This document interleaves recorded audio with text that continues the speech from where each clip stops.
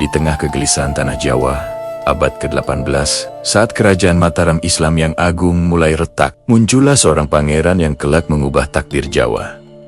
Namanya Pangeran Mangkubumi, adik dari Susuhunan Pakubuwono II.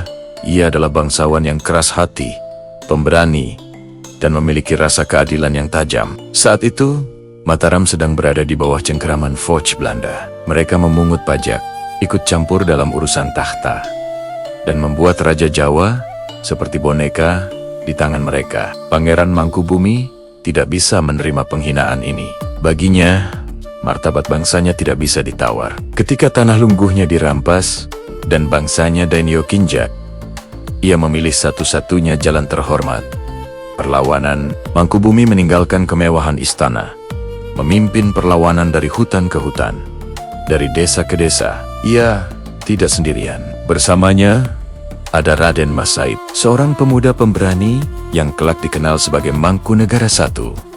Mereka menjadi simbol perlawanan rakyat Jawa terhadap penindasan kolonial, didukung oleh rakyat kecil yang sudah lelah menderita. Perang ini berlangsung lama dan melelahkan semua pihak. Foch kehabisan dana, Mataram kehilangan kestabilan, dan rakyat menderita. Akhirnya, jalan damai pun ditempuh. Pada tahun 1755, di desa Gianti, sebuah perjanjian bersejarah ditandatangani. Kerajaan Mataram dibelah menjadi dua. Bagian timur tetap menjadi Kasunanan Surakarta, sementara bagian barat diserahkan kepada Pangeran Mangkubumi. Disinilah sebuah era baru dimulai. Pangeran Mangkubumi dinobatkan sebagai Sri Sultan Hamengkubuwono I, dan lahirlah Kesultanan Ngayogyakarta, Hadiningrat. Sultan memilih sebuah lokasi yang sangat strategis dan filosofis untuk ibu kotanya. Di antara dua kekuatan alam, Gunung Merapi di utara dan Laut Selatan di selatan. Di sanalah Keraton Ngayogyakarta Hadiningrat dibangun. Bagi orang Jawa, ini bukan sekadar letak geografis. Ini adalah simbol keseimbangan kosmos. Sultan berada di tengah, menjadi penghubung antara manusia, alam, dan Tuhan. Keraton bukan hanya istana, melainkan pusat kehidupan di mana adat, agama, seni, dan pemerintahan berpadu dalam harmoni. Gelar Hamengkubuwono sendiri memiliki makna yang sangat dalam. Memangku atau memelihara dunia, menjaga keseimbangan kehidupan. Seiring waktu, Kesultanan Yogyakarta tumbuh menjadi pusat kebudayaan Jawa yang gemilang. Alunan gamelan bergema di bangsal-bangsal keraton. Tarian sakral diwariskan dari generasi ke generasi, dan upacara seperti grebok serta sekaten menjadi penanda eratnya hubungan antara Islam dan tradisi lokal. Yogyakarta menjadi mercusuar budaya di tanah Jawa. Namun, bayang-bayang kolonialisme tidak pernah benar-benar pergi.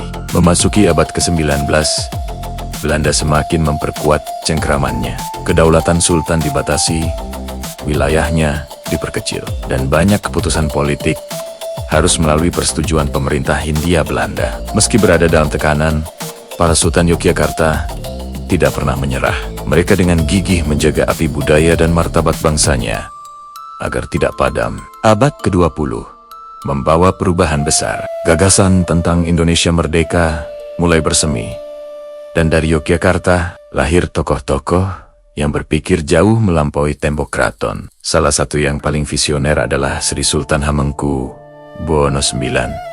Ia adalah sultan yang modern, terpelajar di Eropa, namun tetap berakar kuat pada tradisi leluhurnya. Saat Indonesia memproklamasikan kemerdekaannya pada 17 Agustus tahun 1945, Sultan Hamengkubuwono IX mengambil langkah yang sangat menentukan. Tanpa keraguan sedikit pun, ia menyatakan bahwa Kesultanan Yogyakarta adalah bagian dari Republik Indonesia. Seluruh kekuasaan, wilayah, dan kekayaan keraton ia persembahkan untuk negara yang baru lahir itu.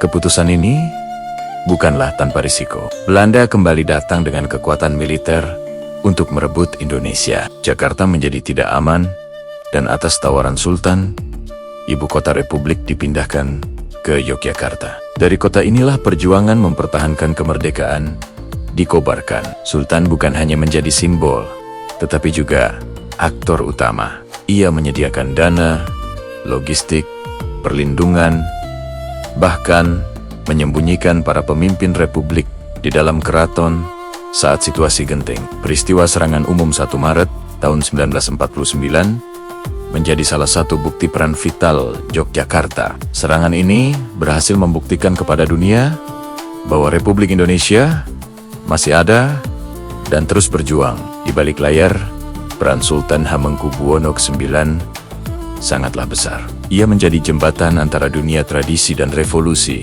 antara keraton dan republik, antara masa lalu dan masa depan Indonesia. Setelah kedaulatan Indonesia diakui dunia, banyak kerajaan di Nusantara yang dibubarkan atau dilebur. Namun, Yogyakarta menempuh jalan yang berbeda. Sebagai penghargaan atas jasa dan pengorbanannya yang luar biasa, negara memberikan status daerah istimewa kepada Yogyakarta. Sultan tetap menjadi gubernur, bukan karena warisan feodal, tetapi karena kehendak sejarah dan kepercayaan rakyatnya. Hingga hari ini, Kesultanan Ngayogyakarta Hadiningrat terus hidup. Ia bukan lagi kerajaan dengan kekuasaan mutlak, melainkan penjaga nilai, budaya, dan identitas. Keraton tetap berdiri megah, bukan sebagai museum mati, tetapi sebagai ruang hidup tempat tradisi terus bernapas dan berkembang.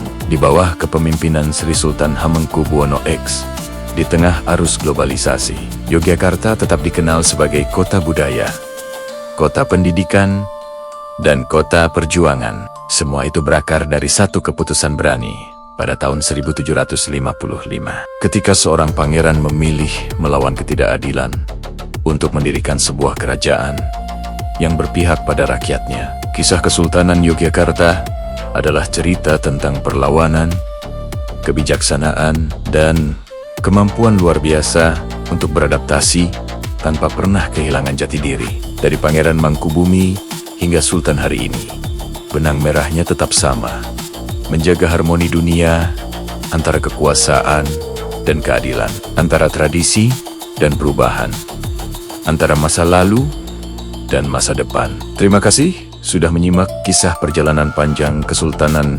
Ngayogyakarta Hadiningrat. Jangan lupa untuk subscribe agar tidak ketinggalan video kami selanjutnya. Sampai jumpa.